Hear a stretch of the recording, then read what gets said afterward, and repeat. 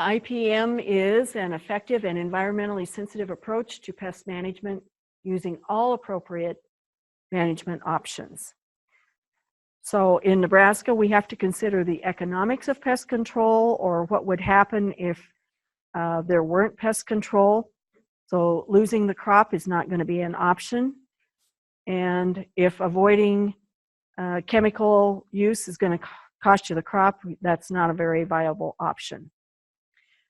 So quickly, some examples of physical or mechanical means are trapping pests and pulling weeds. I love to pull weeds in the summer and feel like I've done something. I throw my piles out in the alley, let the cars run them over. Biological, we have like our lady beetle aphid. Cultural, rotating crops, and chemical we know is pesticides. Okay, and it includes a lot of education, including, as I mentioned early on, you need to know what you or your client is dealing with. Okay, so I handed out some pamphlets and brochures, and I'm sorry I didn't have enough of the brochure to go, the pamphlet to go around, but everybody should have gotten the noxious weed pamphlet, and then most of you got this little weed booklet. And if you didn't get the weed booklet, maybe you can talk somebody into giving you theirs. I'm sorry I didn't have enough. Okay, so what do we have here? Anybody know? What kind of thistle is this? It's a musk thistle. Okay, and Nebraska has 12 noxious weeds, and usually they are on rangeland or cropland, or they could be troublesome to acreages. This is one of the longest running noxious weeds in our state. It is prolific and has protective spines and seeds, as do a lot of the thistles. Each plant could have up to 100 heads. And anybody want to venture a guess as to how many seeds one plant could produce? 20,000. Okay. There's always been one thistle or another, it seems like, on the noxious weed list. You've got your brochure, so you know what the others are. I'm not sure the finches like musk thistle, but there are thistles that the birds and pollinators do like. It's interesting that at least 3 of the state's noxious weeds started out as ornamentals. That means you had to buy them, and they sold very well because they grew very well and fast. And anybody want to take a guess as to what the 3 noxious weeds are that started out as ornamentals? Purple loosestrife is one.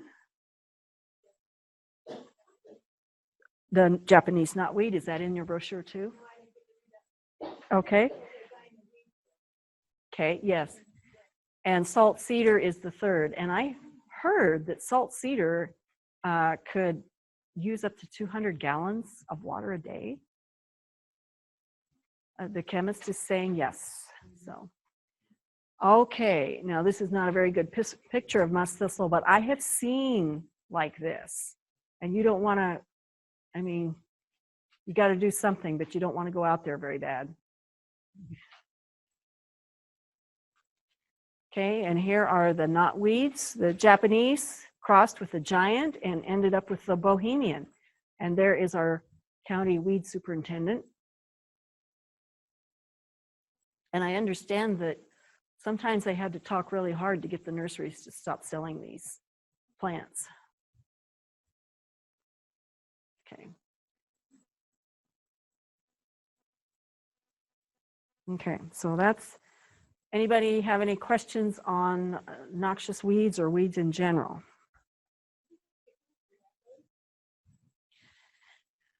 I think you could, and if the county has to come and spray, you'll get billed for it.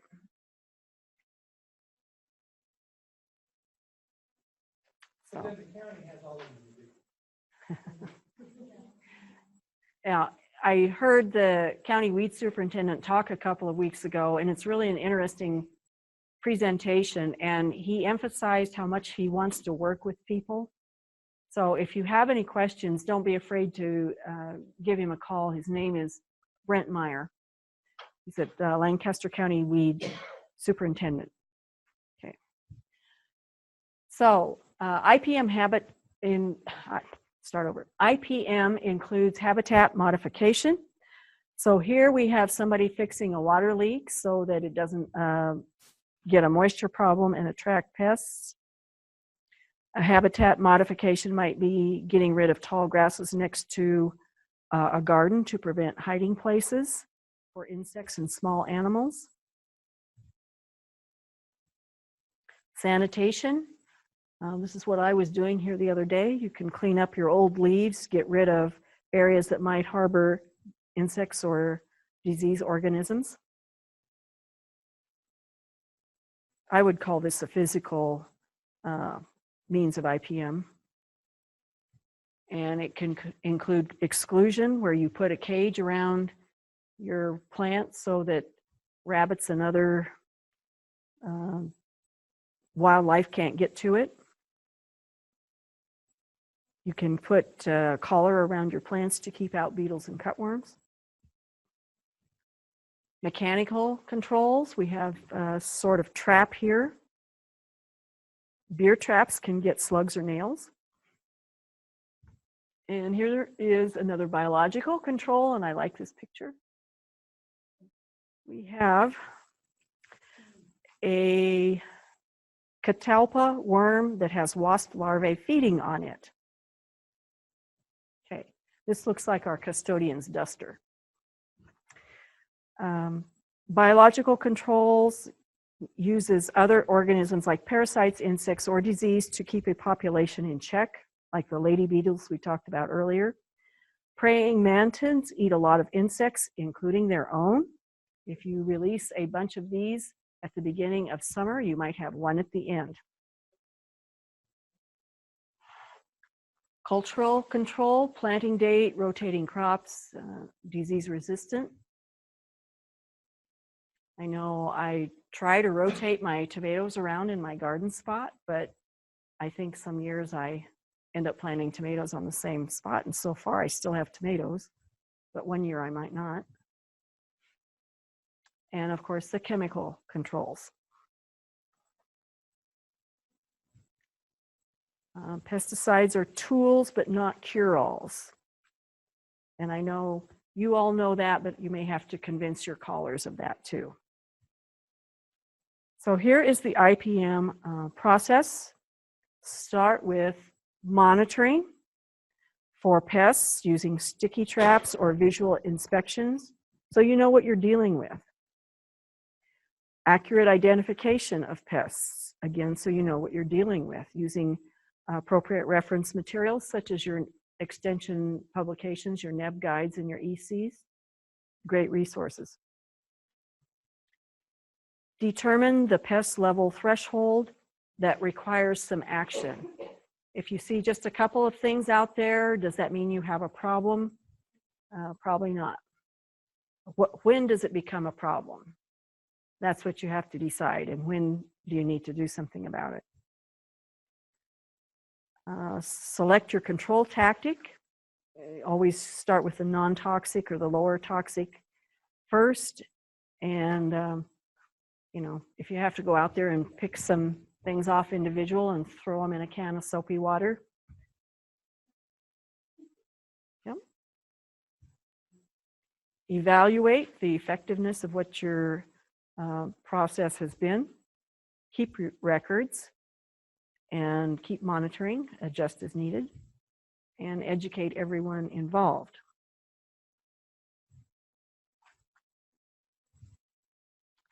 Okay, so again, IPM is the effective and environmentally sensitive approach to pest management using all appropriate options.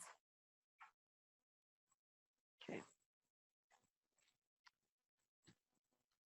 Okay, so We're getting ready to wrap up here, and some of you already are master gardeners. So what kinds of questions have you received that would be of interest to the group that they might also receive? Can we just have a little bit of audience participation here? We already heard a couple of instances about answers I guess the callers didn't really like. Well, the most common questions that we get early in the year are about lawns and how to treat, when to treat for crabgrass, when to attack dandelions, and everybody wants to attack the dandelions and so forth in the spring, and that is the least effective time to do it. You want to do it in the fall. And people don't want to hear that they have paid their lawn service to come out and put the crabgrass control on in March, and the crabgrass isn't going to germinate until May, and it has lost half of its effectiveness in the time that it's been sitting on the lawn. They do use different chemicals. Yeah. So the commercial lawn people do use different chemicals for crabgrass than homeowners have that homeowners can. So hopefully they're doing it correctly. Maybe they'll come back and do a second application. Yeah, and it'll be really good to have the fertilizer on now too. Well, I have a question, a dandelion question, and I don't think I'm imagining this, but when I have gone out and, with my digger and dug down, I think they come back like 3 times as thick.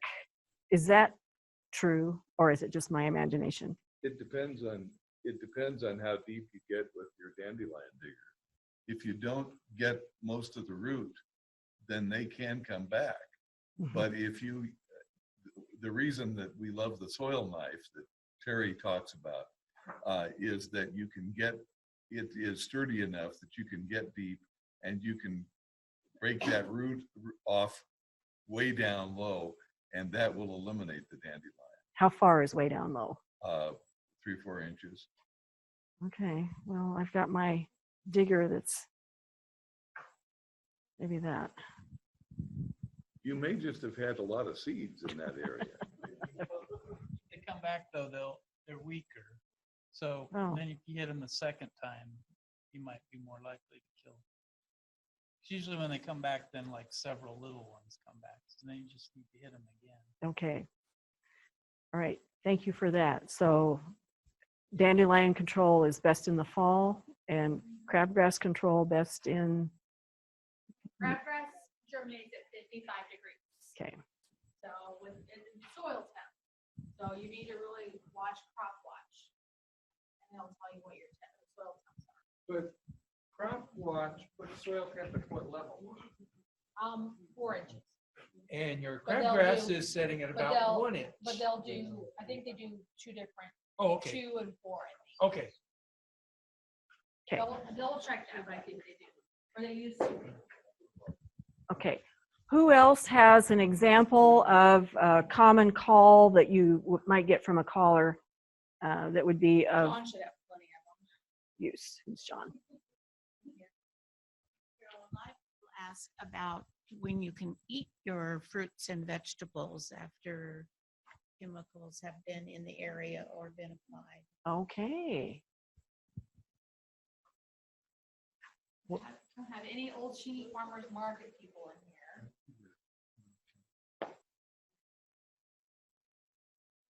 Okay. Other questions, what are you wanting to ask? I can make up lots of questions for you. What about the answer to, What was your question? Eating fruits and vegetables. Oh, well, after- your label's gonna tell you what, your label's gonna be able to tell you what the time is that you have to wait before you can harvest. okay, Your harvest intervals, yeah. okay. So I just have a question. I did dandelion control last fall with 2,4-D. So can I use those clippings this spring for mulch? Mm, It was in September, October. Oh. So is the 2,4-D out of it so that there's not going to be residual there to?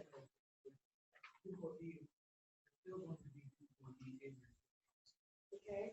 Because it's staying there and it's going to be, they would be able to find it if they look for it, but you're not going to have any residual killing effects from it. No, no, no, not active. No.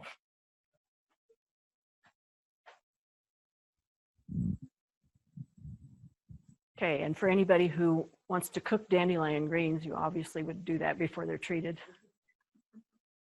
I haven't cooked dandelion greens, but I cook purslane. You can do nettles. Nettles. What are nettles? Burning nettles? Kay Young has a recipe in her book, and I think it's pancakes. Put nettles in your pancakes. Oh. Okay. Any other questions that you might get? She had a good question. She said, how do you kill crabgrass? And you need to know that the crabgrass pre-emergent kills the crabgrass. It doesn't kill the seed. It kills the plant after it germinates, but before it emerges from the ground. And the post-emergent crabgrass killers are most effective when the crabgrass is young, when it's young and tender. But if you're in midsummer or in August and you've got crabgrass, you need to worry about it the next year. Okay. Be like the turf guys. Second tiller. Second tiller, okay. Apply before when it gets to the second tiller. Oh.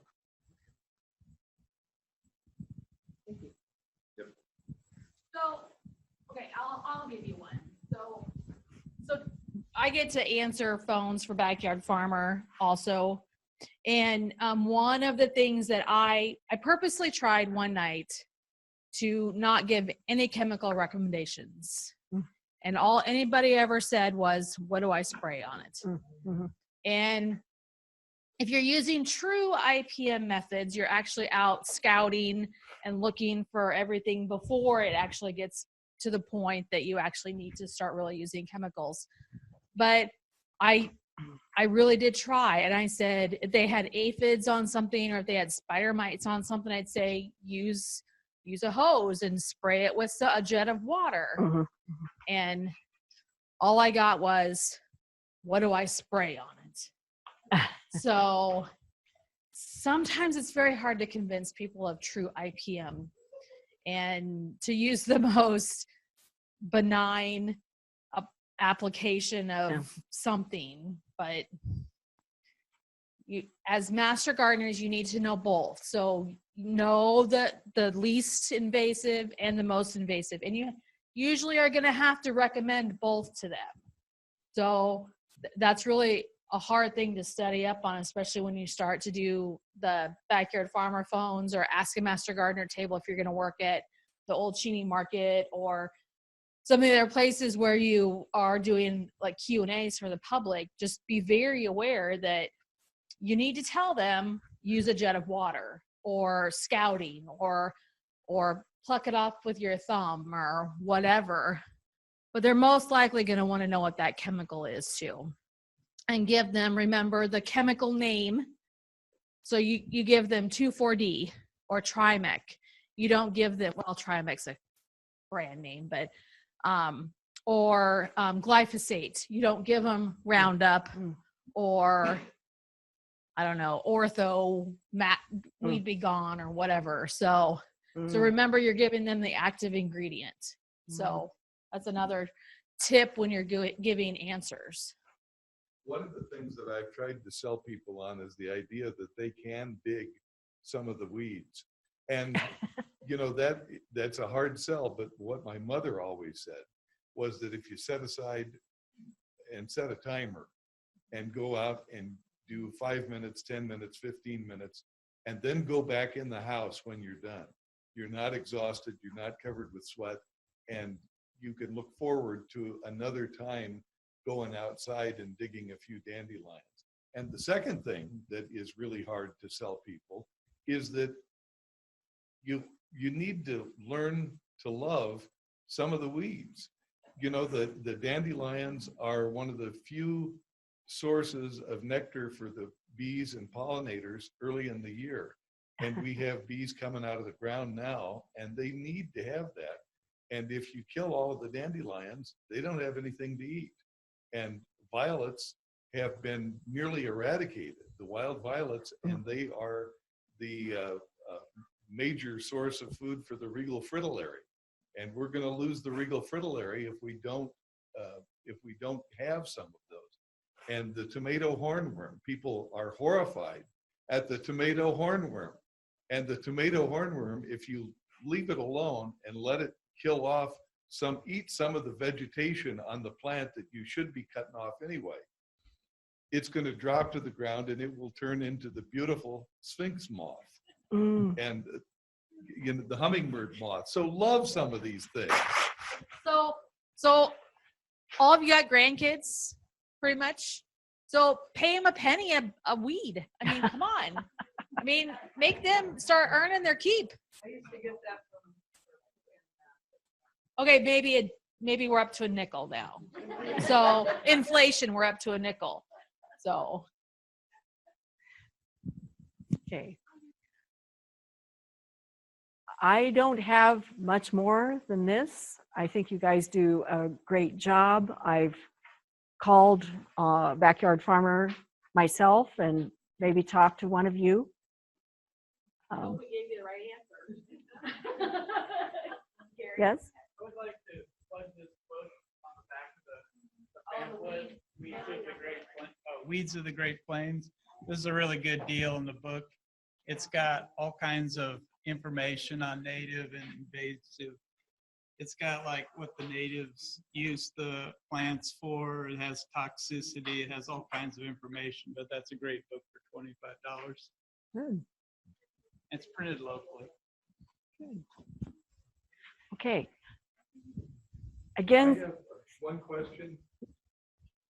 The little book from Five Rivers Weed Management Area, it lists Dame's Rocket. And Dame's Rocket was planted recently by the Department of Roads on the roadside. So I'm stunned to find Dame's Rocket in here as a weed that we need to get rid of. Weed is the eye of the beholder. yes, is it a pest?